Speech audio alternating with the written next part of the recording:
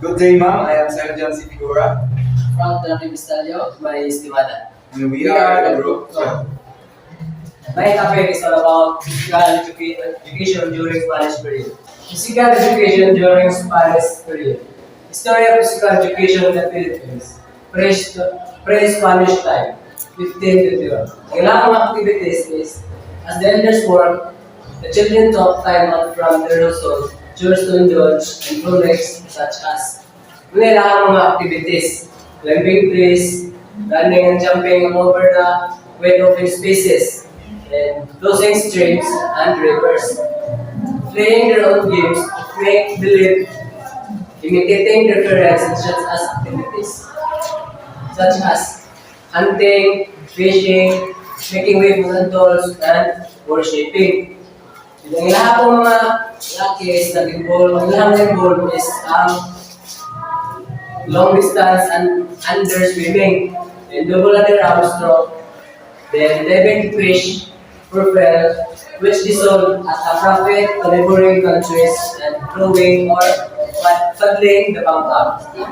Then rituals involving various body movement and liberty exercise of the glorified God.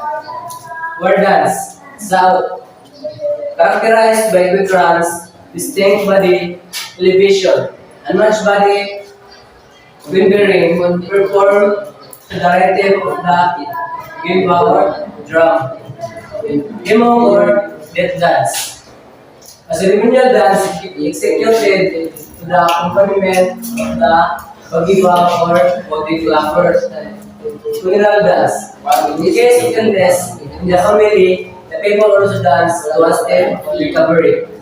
With the person dead, the neighbor perform this type of dance characterized with slow swimming feet up in the air by a line of men standing with arm on the other shoulder. The Finesio or dance. Helps a state to drive away the spirit that inhabit the Malay tree. Habe Baila, an exotic ceremonial dance which is a prayer or a divine dispatch.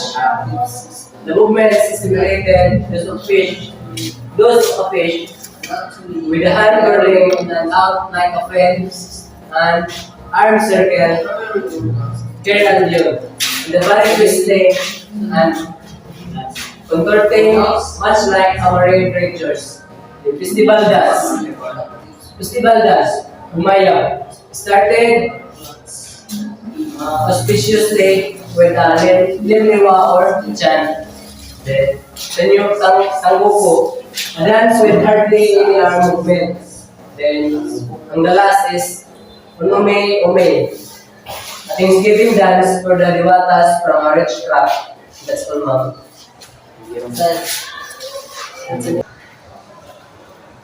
Good morning, Ma'am Rizame Kulyumar. I will continue the report of my partner, Mr. Yumar, the pre-Spanish period. So, courtship dances. What is courtship dances?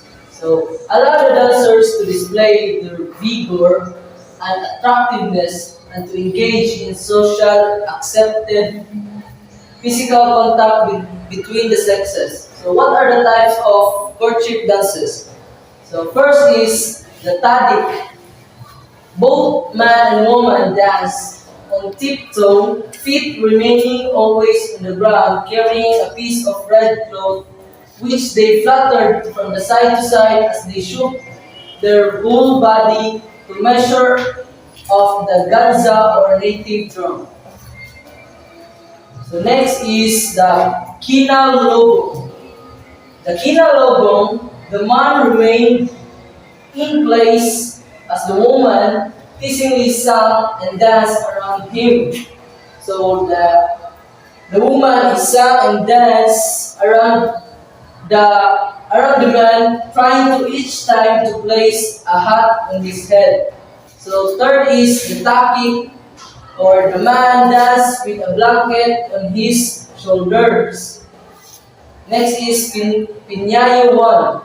Both man and woman dance with a handkerchief The man chasing after the love like a rooster until she showed acceptance by placing her handkerchief on the shoulder of the suitor. So next is wedding dances. So what is wedding dances? The babalan or priestess usually climax a marriage ceremony with a dance, the end of which she throws her javelin to kill a sacrificial animal. So what are the examples of wedding dances? So first is tagong di malahi, or the characterized by energetic bird-like movements of the bridegroom laced with elegant and flexuous movements of the bride. So the next is mimetic dances. It is a type of dance that imitates nature. So from the word imitates nature, it mimics the behaviors of animals and natural phenomena. So what are the types of mimetic dances? So first is mungayong, a line of man and another of woman. Participants dance around a pile of pots. Next is sayaw to baon, a pigeon dance, or an imitation of the flight of pigeons from hunters stalking them. Next is ninano, a hop dance, feeling the movements of a hoop as it pounds on its quarry. So next is the funny or comical primitive dance. So what is this? Type of a dance involves the dancers depicting funny dance movements for entertainment. So from the word funny or comical, so katawanan siya nga sayaw. So what are the examples of this dance? Kinutan, show the man dancing and gesticulating to another person who had been attacked by ants. So attacked by ants. So this is kinutan. With deft movements, the former scratch the hard parts of the body of the victim. So next is kamote or yam dance. So what is yam? Yam. It imitated the movements of a man attempting to steal yam. Yam is kamote. Kamote. Tinupag or bee dance. The steps and movements simulated a bee gathering honey. Inamo-amo or monkey dance. Mimic the movements of monkey as it bounced a gumball above. So there are points to remember this topic.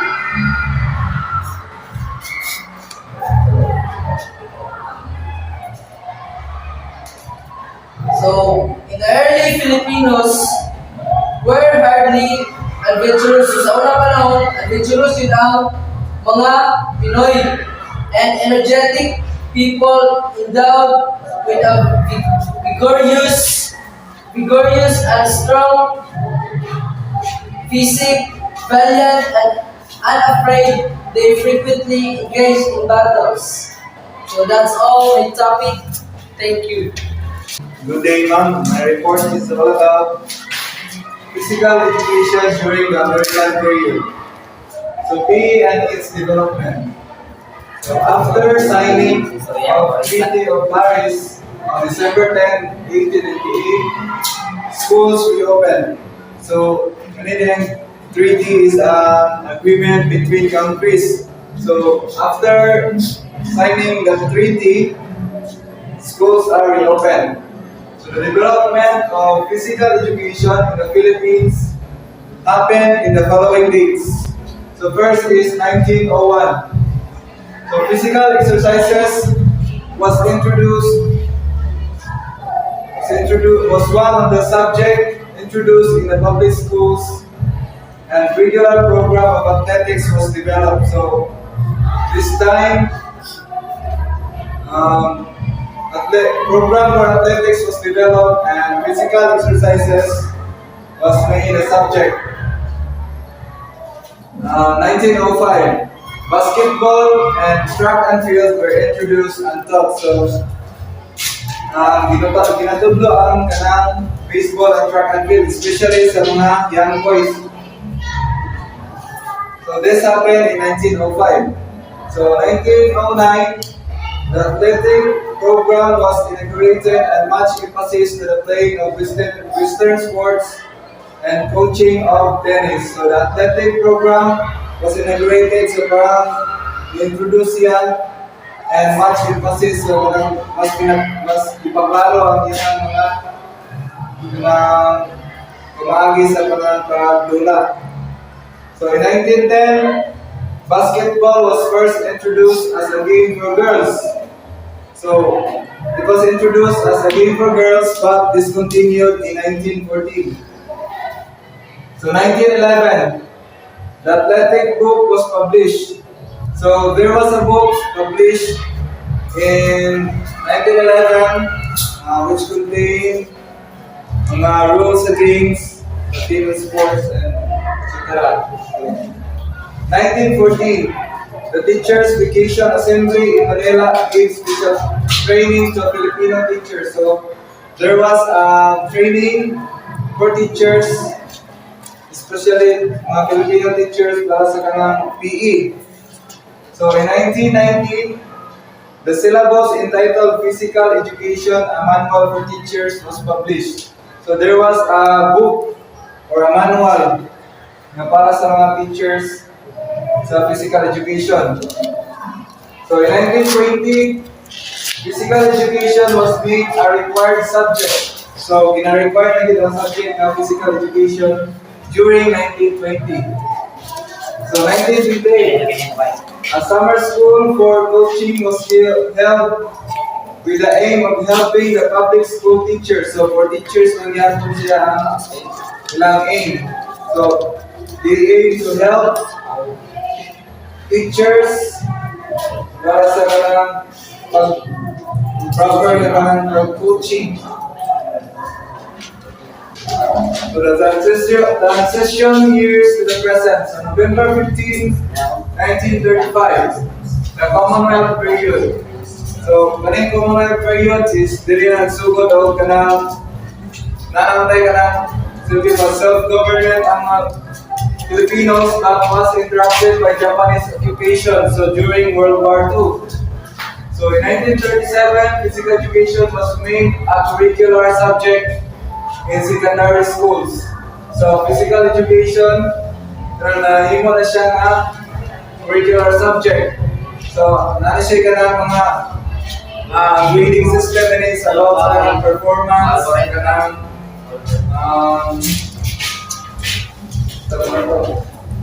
the Bureau of Education introduced mass athletics. So kaning mass athletics is para nahikayat na all kanang mga sports enthusiasts is kanang appeal sa kanang may athletes. So next is elementary pupils were to learn the fundamentals of sports activities. So fundamentals is kanang parang mga basic activities of sports. And the high school students to play games sports or games. For example, volleyball, basketball. So i-assign siya elementary and high school. So athletics competition was soon held. So because of that improvement, the development sa PE, nanadayan yung competition na hitabo. The Bureau of Public School Interscholastic Association was formed. So tungod sa mga development, natin sila na association. So in 1938, a summer school of PE was opened. So there is a summer school for physical education opened in 1938.